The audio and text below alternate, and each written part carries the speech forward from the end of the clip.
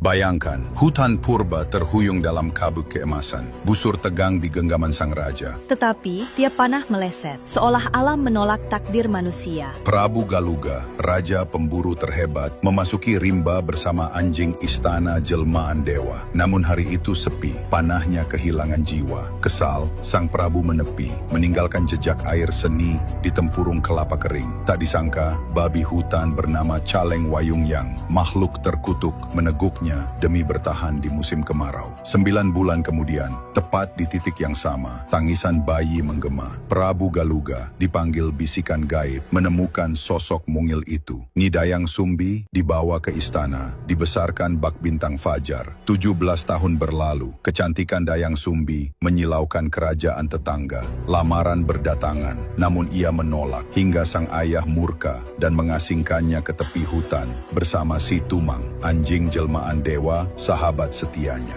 Suatu siang, saat tongkat tenunnya jatuh, ia berseru, "Siapa mengambilkannya akan jadi suamiku." Tak diduga, si Tumang melompat membawa tongkat. Suara nirwujud berbisik, "Kau keturunan bidadari, inilah takdirmu." Dayang Sumbi pun menerima. Lahirlah Sang Kuryang, bocah cekatan pemburu. Namun ia tak pernah tahu si Tumang adalah ayahnya. Pada suatu perburuan, Sang Kuryang murka karena Tumang enggan mengejar babi raksasa, Caleng Wayungyang, yang kini berkelana. Dalam amarah, anak panahnya menembus Tumang. Hati sang anjing dimasak untuk ibunya. Ketika rahasia terkuak, Dayang Sumbi menghantam Sang Kuryang dengan sendok kayu, meninggalkan luka di pelipisnya dan mengusirnya di tengah badai petir.